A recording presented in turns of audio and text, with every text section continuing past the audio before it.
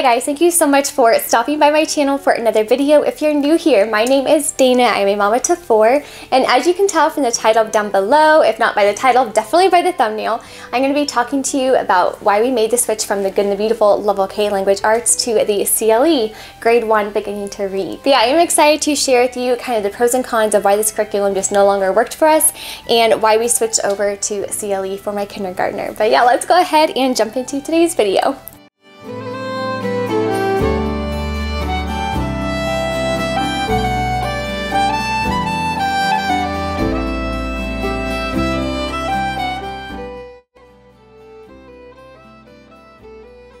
So making a curriculum switch from this was definitely probably one of my most challenging curriculum switches in general, only because I wanted to love this so much. I wanted to love it. I'm going to be inserting some clips here to kind of help talk about what I mean because I'm limited on my movement right now.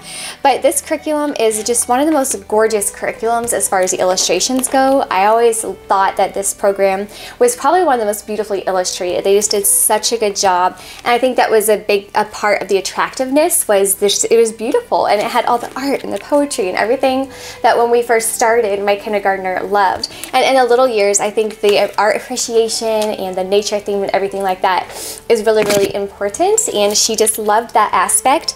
And it was funny because I did this exact same, I did the older version of this with my first grader last year, and it was the exact same way, and it happened the exact same way with why we switched to CLE for him. And he got to like the lesson 80s, like in the 80s, before really just hitting a slump because it just got hard so quickly without enough like repetition and enough practice, and it just became really, really difficult and challenging to the point where we were having to spend a week on one lesson, not on one lesson like one page, I don't mean it that way, but in a way that it was like, okay, well, this concept needs a lot of practice, like the blending digraphs together with a double consonant blend. Like those are things that need practice, and it's not something that you learn in one lesson and then you flip over the next page and learn a new concept on top of something that you didn't have any practice with. So that was our frustration with him when we were doing it with him, and he just became very overwhelmed, so we switched him to CLE. Love it. And we did the exact same thing for my kindergartner. Now, when I first bought this curriculum, I loved the new version. This is their newest version of their language arts. I thought it was more gentle, it was more on grade level. Again, my kindergartner loved it. One of my favorite things about the new version of this, with the Reading Booster cards and the Reading Booster A books mixed with the My First Nature Reader, it was a great beginning to language arts for my kindergartner. And I will say one of the biggest pros of using this curriculum are these 3 resources, minus this, and I'm going to explain why in a minute, but these 2 resources are incredible. They're great for standalone items if you have a beginning reader. They have one about Africa too that I'm really excited to be grabbing for this fall. So these are great standalone items. Again, the beginning CVC words, and these books do go along with the actual curriculum as far as what they're learning. However, because the actual lessons just moved very, very quickly, like I really feel like once you get into the 70s, they move pretty quick. And then once you get to like the lessons in the 80s and 90s, it's just so fast. You're talking like you're learning CH blends, you're learning the digraphs like TH and then ING endings and all that within really just 10 lessons, I feel like, without a ton of practice.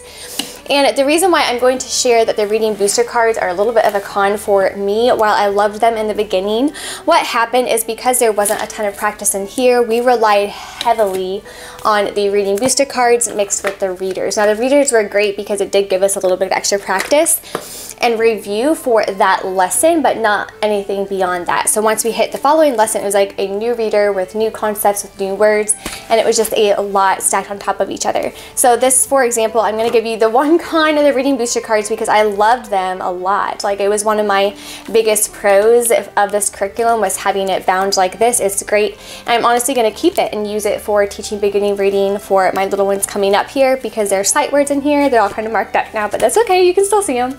And one thing I will say about this that I'm going to start comparing now with the CLE, and that is the way they actually did their actual like CK. So for example, the CK ending, when it came to practicing the words, like this is mostly all the practice they got. One of the cons, and the reason why I'm sharing this as a con to this in particular and the way they do this, the words, is you can practice this so many times, but my kindergartner has an excellent excellent memory, to the point where she was just kind of memorizing where the words were. And even if I jumped around and gave her different words, she would memorize it because she knew where it was on the paper, not because of the word, because I knew she was doing that because when we went to actually read, say, the word pick or lick or lock, like the CK ending, in the book, she wouldn't recognize the actual word because she wasn't used to reading it in a sentence. She was not used to reading it in a story. It was only in this format. And so when they tell you at the beginning of every single lesson, work on your reading booster cards for, you know, that 6 to 8 minutes or up to 10 minutes sometimes we would do, it was not enough, to the point where she was really literally just memorizing where the pictures were or where the words were, instead of actually thinking about where the word is in a sentence and things like that, to actually practice it. And that was the same case that we realized for all of it. So the double consonant endings, which is SS, FF, and LL, like this one here, the same thing, where she was not actually working on the words in a sentence and seeing how it would look in a book or in a story. It was memorizing where they were on the page. So I point to here and she'd be like, huff, mess, well, yell. But again, she wasn't recognizing it when she was reading it in a story format because, like I said, this was all the practice they had for those like double consonant ends. So that was my only con for these. I loved it in the beginning. It was fantastic for sight words, even though she did the same thing with the sight words, but it was still okay because there's only a handful of them. But it wasn't like this, where this is all the practice you really get apart from your readers. And again, going from this to the reader, it was extremely difficult because there just wasn't enough practice. So that's my biggest con, as far as just concept after concept and not enough practice to actually really grasp what was being said. So I actually ended up switching her. I went ahead and purchased CLE because it is a favorite of mine, obviously. And I went ahead and purchased, hi baby, I went ahead and purchased the Learning to Read. I only purchased the first 5 light units. Now, the other reason why I had a very, very difficult time switching from The Good, the Beautiful, Language Arts is because my kindergartner loves bookwork. She always has. It's something that as soon as her big brother started doing it, they're only like 21 months apart, and so as soon as her big brother started to get into school, she wanted to do everything he did. So she advanced very, very quickly, only because she really wanted to learn everything he did. And so one of my hardest switches from this is, yes, it was above grade level, but this is almost below grade level. And so I only purchased the first 5 light units, and so she won't officially really start the first grade till the fall. But she's in that first grade level where the first light unit of this was just so simple and gentle for her that she just did it very, very quickly. And she's been flying through this. And it's funny because probably not this fall, but the following fall, they will probably end up being on the same grade level, so we'll be able to maybe combine subjects. I'm actually going to be combining a subject this fall, and I'll share with you what that is in an upcoming video. But we did make the switch to this. She's been loving it. And one of the things I love about this, in reference to this, which is one of the cons about not having the actual practice of reading the words and seeing them what they look like in sentences, is every single lesson. Now that I've been through, my son is finishing up his very last unit of this, so I've kind of been through the whole thing. One second. Hi. But one of my favorite things about this, and having walked through this entire curriculum from cover to cover now, my son just finished up his very last light unit of the actual Learning to Read program. One of the things now, looking back, and one of the biggest benefits of this curriculum is one that you do get a lot of practice. However, if this is something very simple, for example, I'm going to show you a little bit about what I do to help my kiddos. So for example, if they already know like the beginning sounds and the blends or the vowels for all of these pictures, for example, there's a lot of practice here for writing down that beginning sound. So what I've been doing is, if it's a lot and it's just busy work at this point, if she is already grasped all this concepts, which she already does, I will just take a pencil and cross out the top 2 lines and not feel bad about it, because it's something that she already knows and it's not necessary busy work unless she wants to do it. Now, she likes doing the brickwork, so if she wants to do it, she's fine. And I'll just cross out a lot of that because it is workbook heavy, or at least it can be workbook heavy. So I wanted to grab one of my son's last light units here that he's been working on to show you. For example, is every single lesson in here is going to have a story in it where they get an opportunity to practice their sight words that they have learned, their blends, everything. So every single lesson is actually incorporating a story with their sight words that they learned for that day. they're actually seeing it in a real life story. It's not one of those things where you have to look on here for your sight words. It's all the practice you get. It's actually a story in every single lesson where you have the opportunity to actually really put to practice what you've learned. And so she's been loving this. Again, she's flying through it so quick. And I was also torn with this switch because I was like, well, she's ready for first grade. However, I didn't want to put her in first grade until the fall, and so I've been kind of holding her back a little bit while also trying to encouraging her and giving her stuff that is at her level, while also not holding her back. It's hard to describe. This is just a really difficult switch for me to make, but easy now that we're in it. But she's flying through these, so she's probably going to finish all 5 light units before the school year is over. And that is what it is. She'll have a beautiful summer of no school, but this is just a great program, and it was such a sound one for my son going off from the Good and the Beautiful into this, and he is just doing really, really well with it. And again, the biggest pro to me is that you actually just get so much practice with the actual concepts, and it's a very, very gentle, soft approach. So for him, like, they will learn a new sight word pretty much every single day. They will get one new sight word, and once you get to like the end of the lessons, you're going to have double consonant blends. You're going to have new ones of those every day. But by the time you get to the end of this curriculum, you are ready for that. But the Good and the Beautiful kindergarten was just advancing way too quickly. It was funny. I realized kind of why she was getting frustrated, because the same lesson, I think it might have been lesson 82. Yeah, I think it was lesson 82.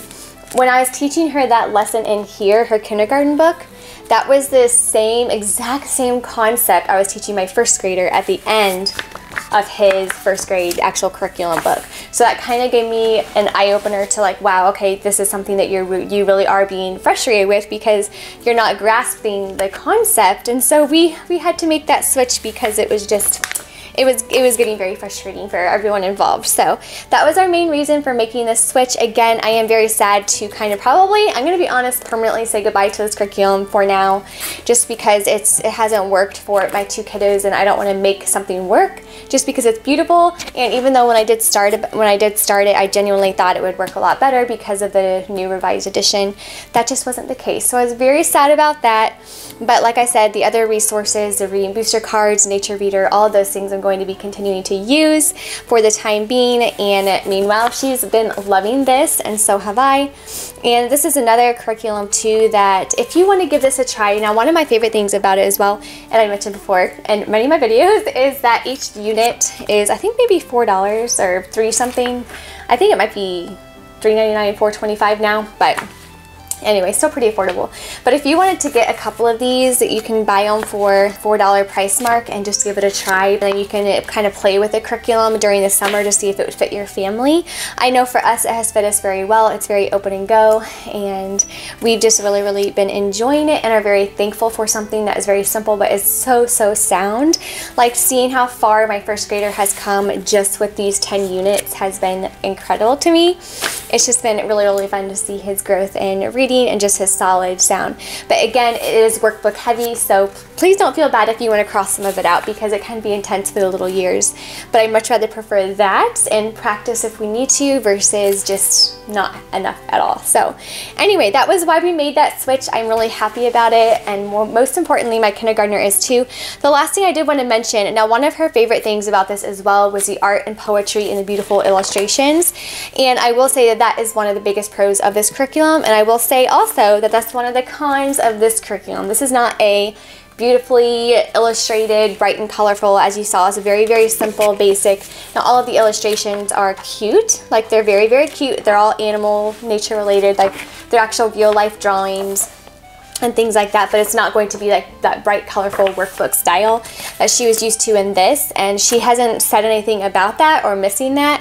However, I know she is kind of like my artsy little girl, so we've been incorporating just doing more arts and crafts. She has a lot of drawing books. I'll insert some clips here of some of her favorites, but she loves doing these how to draw books. We do Draw Right Now. That's another one of our favorites, and this has really kind of filled in that gap where the Good and the Beautiful did have, was that artsy, crafty side that she loves.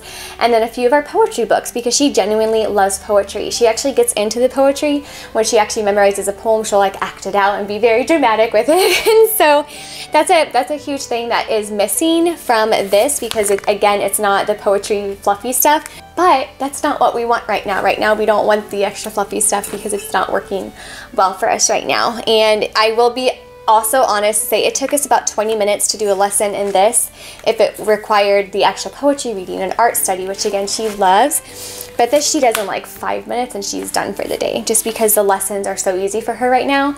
And she'll just like review the sight word and move on. Now, I will go ahead and mention that if you go from this to this, you can almost start on light unit 105. So skip the first 5 light units if you are going from the Good and Beautiful level K because it is very much above grade level and they will be very bored with the beginning part of this program. But yeah, that is our biggest curriculum change. Now I did also change her math as well, which is kind of what I've been talking about the past few videos of having to change everything for her because we quite literally did. And so I'll be sharing with that. Probably I might end up filming it today if she's still sleeping, but if not, I'll probably try to film that tomorrow during nap time for what we're doing for her math. So I'm excited to share that with you as far as changes, why we made the change, and some more in-depth detail as to why we did that. I hope you guys enjoyed today's video. I am really excited to be diving in deep to this curriculum with both of my kiddos now. Check it out. But I'm gonna stop rambling and let you guys go. Thank you guys so much for being here and for watching today's video. Until my next one, I hope you guys have a great day, whatever you're doing, and God bless. Bye.